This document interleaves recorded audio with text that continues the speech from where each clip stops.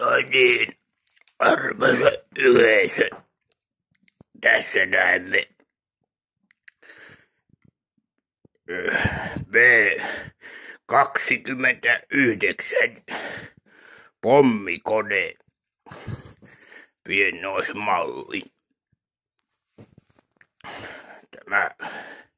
Näitä oli Yhdysvaltain armeijassa toisessa maailmansodassa.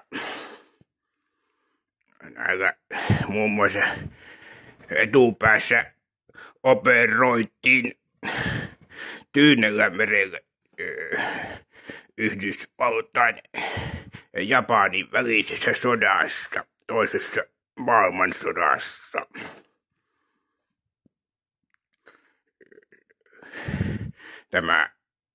Tämä kuvaa sitä, se kyseinen lentopommikone, joka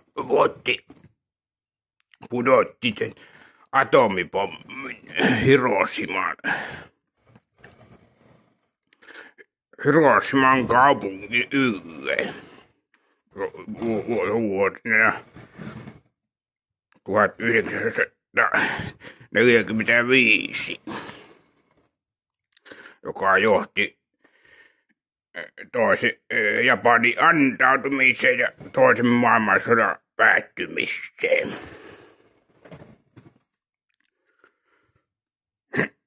Tämä on valmistettu pahvista. Ja siinä on tässä asennettu sähkömoottorit, että ne pyörivät nuo potkurit siinä.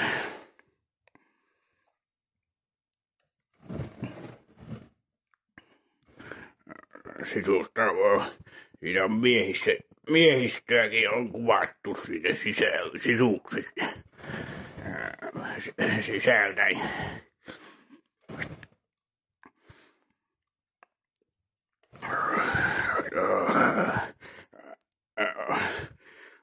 Käynnistetäänpäs nämä moottorit. Siinä ei nyt valitettavasti ei toimi. Kaksi moottoria ei toimi. Ne ovat aikojen saatossa ne on jumiutuneet.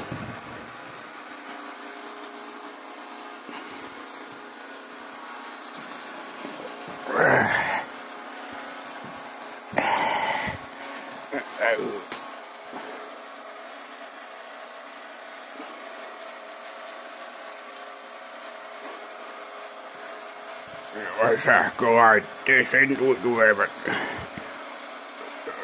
vikoja ajan saatossa.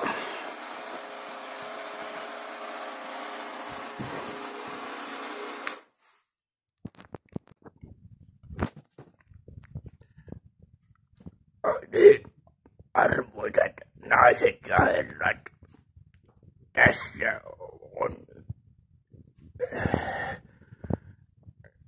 Suomi-konepistooli.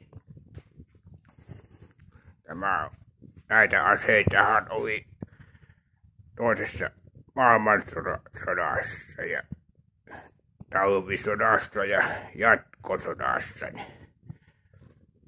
Tämä on suomalaisen Aimo Lahden suunnittelema konepistooli. Tätä asetta itsekin käytin taistelutehtävissä.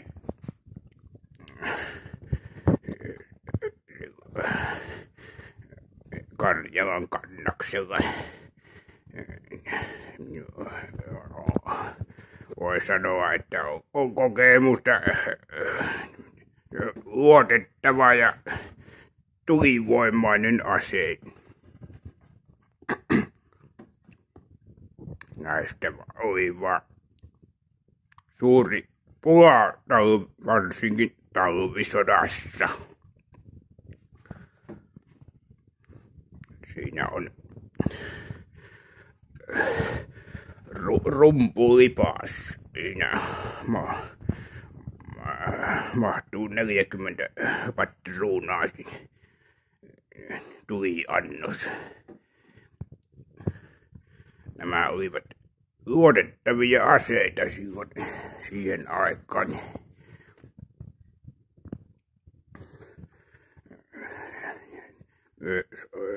Toisen maailmansodan jälkeen näitä vietiin muun muassa Israelin valtio osti näitä.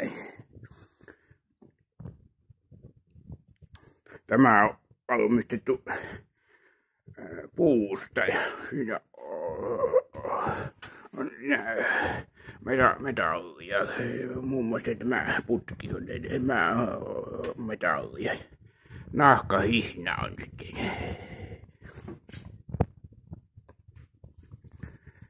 Siirrytäänpäs toiseen kohteeseen. Tässä on tämä esineistö on vähän hajallaan. No niin, tässä näemme tykkejä. Siinä on kenttätykki. Tällä ei sillä ole esikuvaa, että se on vaan kenttätykki. Voisi olla ensimmäisestä maailmansodasta, eikä toisestakin. Sitten siinä vierellä on vähän vanhempaa linnutustykki. Näitähän käytettiin siinä linnoituksessa, niin siitä taisi sotalaivoissa niin pienet pyörät siinä. Siinä on pronssinen on tuo putki. Se on puusta tämä lavetti siinä. Nämä tyyppisiä aseita käytettiin siinä 1600-luvulta tuonne 1800-luvun. Seuraavaksi meillä on täällä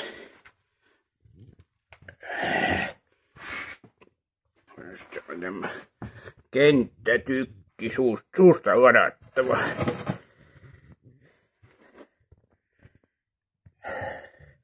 Sekin on tämän tyyppisiä aseita. Käytettiin siinä 1500 ja tuonne 1800-luvulle asti. Siinä on myös pronssinen tämä tykin putki, se on valettua. Pienen suusta ladattava.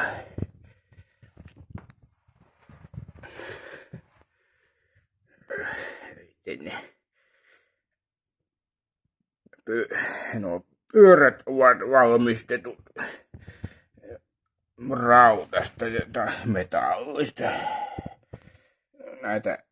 Näitä tämän tyyppisiä kanuunoita vedettiin hevosella.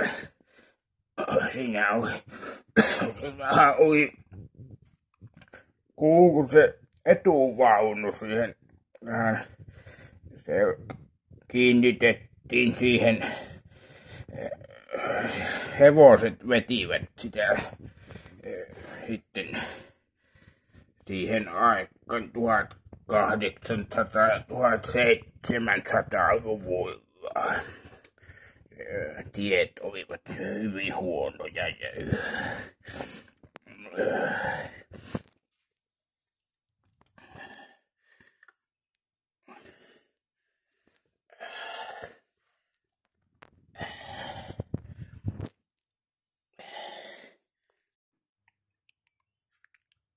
niin, ollaan me tässä toimistossa.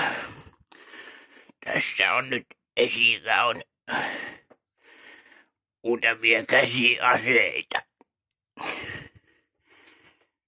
Siinä näemme 1700-luvun piilukkoisen pistoolin. Siinä tällaisia aseita käytettiin 1500-luvulta 1800-luvulle. Tässä aseesta puuttuu sankkipannu. Tämähän toimii siten, että tässä tämä hanaksi kutsuttu, tässä sijaitsi leukojen välillä piikiven palaan. Se hana käännettiin vireeseen ja liipaisimesta painettiin, niin se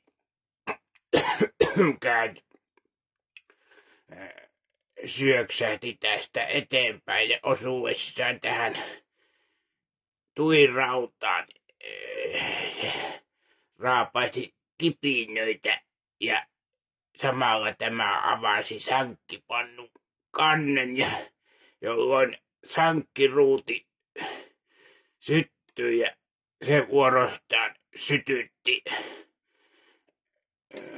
varsinaisen latausruudin ja sitä kautta sitten saattoi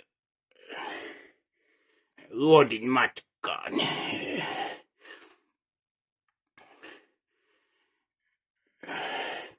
Tämä toisella seinällä muutamia pistooleja ja revolvereja. Tästä tarkastelkaamme. Tässä on Colt Army, eli Colt Armeija-mallinen revolveri 1860. Tässä aseyksilö on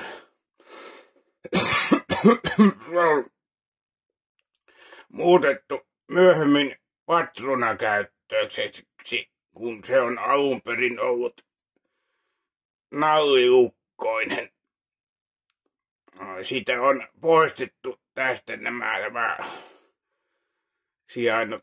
Tästä oli ennen latauslaite, jolla ladattiin tuon reijän kautta luoti tänne rullaan. Mutta tästä se on poistettu ja siihen on lisätty tämä tässä sijaitseva hylsynpoistotanko.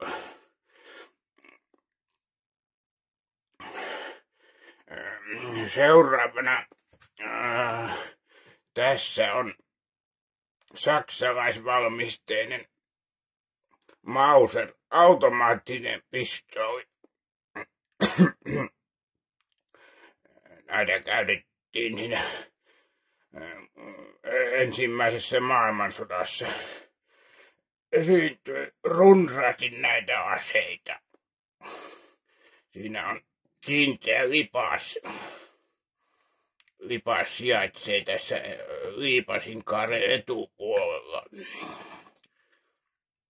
Nämä aseet toimitettiin kotelo, kotelo toimi samalla olkatukena. Sitä voitiin käyttää kiväärin tapaan. Näitä aseita käytettiin runsaasti Suomen punakapina aikaan vuonna 1918. Käytettiin myös talvisodassa jo. Siinä alapuolella Tässä on Remingtonin malli 1874. Tässä on hyvin paljon yhtäläisyyksiä Coltin valmistamiin revolvereihin. Helpommin hän tuntee tästä korjaan piipun alapuolella olevasta tässä olevasta metallitanko. Siinä on tässä sijaitsee hyysynpoistoputki. Ase on siis patruunakäyttöinen. Siinä seuraavana on Colt-malli 1851, eli Colt Navy, eli laivasto Colt. Colthan on yhdysvaltalainen valmisteinen. Tämä ase on nallilukkoinen, eli tällä latasimella ladataan ruuti ja luodit tätä rullan etupuolelta aseeseen. Latauksen jälkeen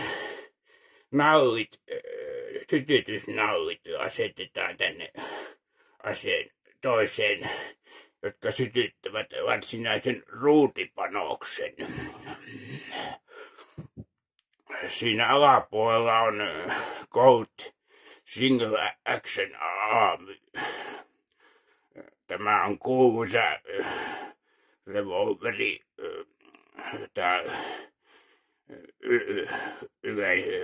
useimmat lännen miehet käyttivät. Tämä on vuodelta 1873. Tämä ase on ratsuväen malli. Sen tunnistaa tästä piipun pituudesta, joka on hieman pitempi kuin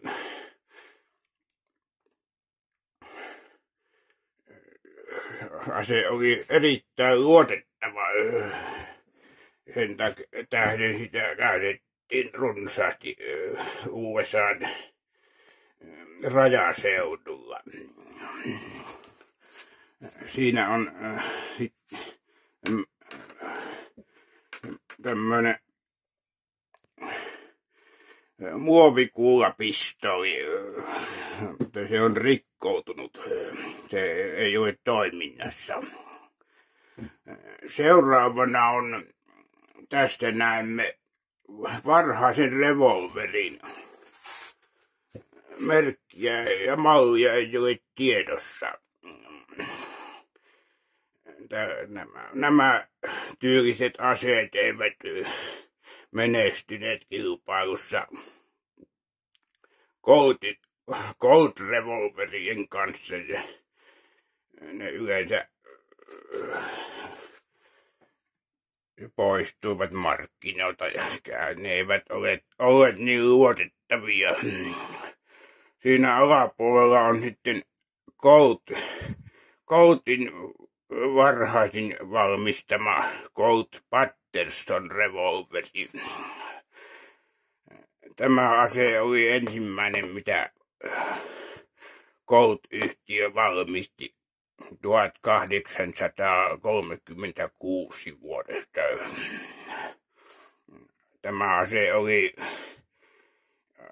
se piti poistaa tämä rullalatauksen ajaksi. Se oli hieman kömpelömpi, mutta se oli kuitenkin siihen aikaan oli vallan erittäin luotettava ja käyttökelpoinen sen aikaisiin revolvereihin nähden.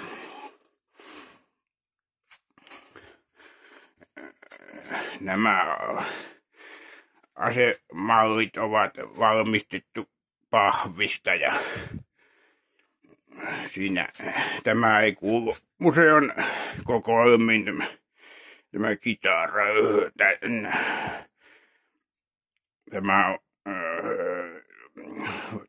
täällä tehdään nuorisomusiikkia etupäässä, mutta se ei kuulu sotamuseon kokoelmiin.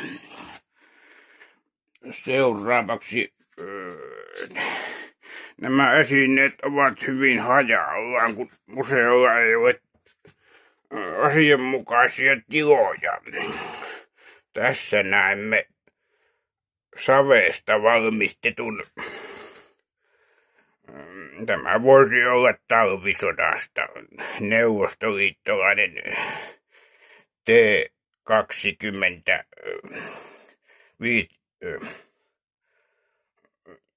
Anteeksi, minä en nyt muista, kun tämä oli kevyt panssarivaunu. Vickers, näitähän Suomen armeija sai runsaasti sotasaaliksi talvi- ja jatkosodasta. Siinä oli ilmajäähdytteinen 80 hevosvoimainen moottori. Etupäässä yleisin malli oli tämä T-26, tämä tyyppimerkki oli. Tässä iässä alkaa muisti.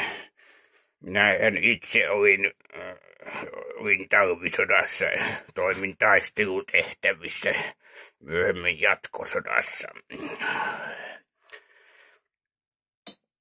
Siinä oli 45 millimetrin kanuuna tässä tornissa sijaitsi sekä 2 konekivääriä rungossa ja sitten tornista oli toinen. Miehistöä oli 4 miestä. Tässä näemme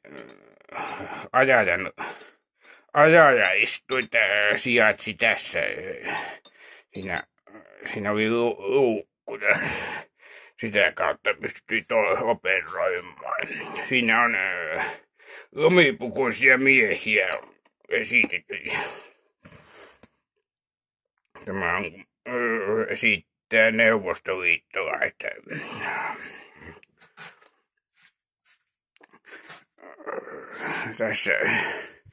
Tässä huoneessa ei ollut enää muita museon esineistöä. Siirtykäämme seuraavaan kohteeseen. No niin, tässä on. Toisessa rakennuksessa on näitä aseita esillä. Nämä ovat hajallaan nämä esineistä, kun ei ole asianmukaisia tiloja sotamuseon esineistöllä. Tässä meillä on tässä näemme hyvin varhaisen käsituliaseen. Tämä on niin sanottu hakapyssy. Tämän kaltaisia aseita käytettiin keskiajalla, eli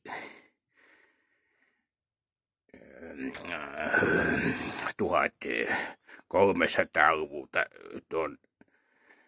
tuonne 1400-luvulle. Siinä on hyvin alkeellinen liipasinlaite. Tässä tämä on niin sanottu lunttulukko. Eli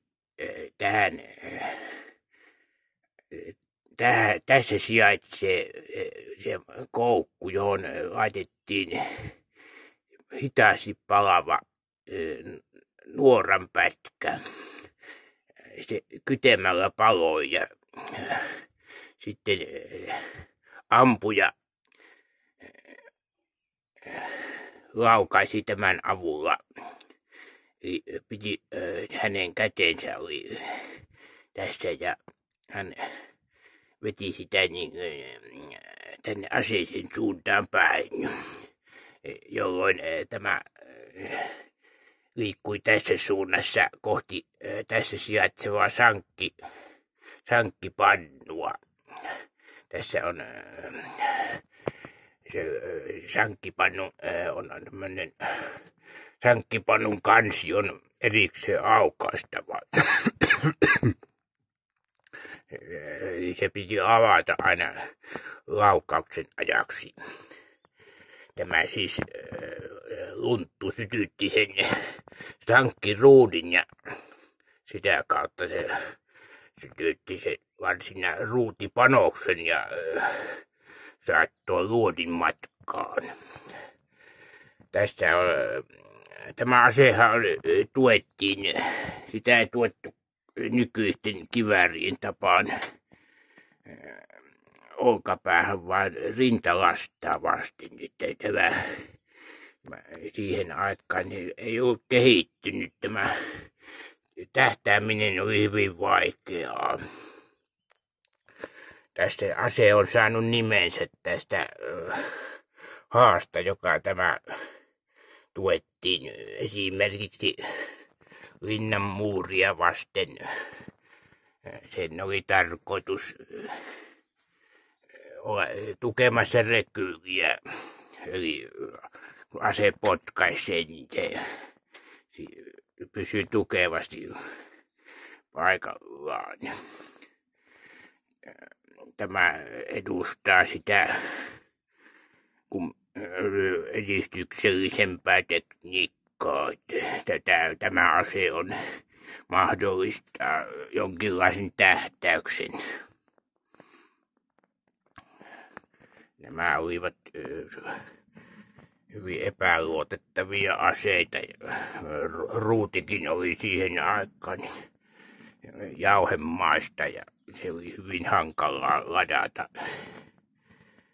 Sen tähden ja aseista olivat piiput, valmistustekniikka ei ollut sillä tasolla, että pystyttiin pitempiä piippuja valmistamaan. Vasta 1500-luvulla tulivat taistelukentille pitkät eli musketit, jotka tuetaan. Niissähän oli tukihaarukka, joka tuettiin maahan. Ne olivat hyvin painavia aseita. Seuraavana tässä seinällä on tässä valaistusolosuhteet eivät ole kovin. Tämä ase on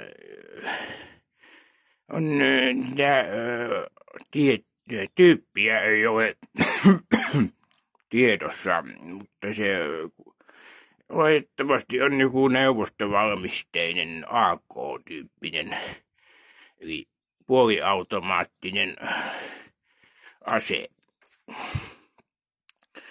Tässä sijaitsee patruuna, irrotettava lipas ja kaasumäntä. Tämähän on kaasumäntäperiaatteinen ja AK-47 pohjainen ase. Seuraavana siinä onkin sitten yhdysvaltalainen kuuluisa Winchester-kivääri. Näitä aseitahan käytettiin ja käytetään edelleen Yhdysvaltain. Siellä ovat mieltyneet näihin vipulukkoaseisiin. Tästä puuttuva tämä latausvipu, josta ase on saanut nimensä, eli vipulukko. Patruunathan ladataan tätä kautta putkimakasiiniin, joka sijaitsee tässä piipun alapuolella. Putkimakasiini ei mahdollista normaali sotilaskäyttöön tarkoitettujen patruunoiden käyttämisen. Siinä joudutaan käyttämään pyöreäpäisiä luodillisia patruunoita siitä syystä, että teräväkärkiset voivat, jos ne ovat tässä putkimakasiinissa, kun ne sijaitsevat peräkkäin, niin ne laukaisevat toinen toisensa aseen rekyyrin vuoksi.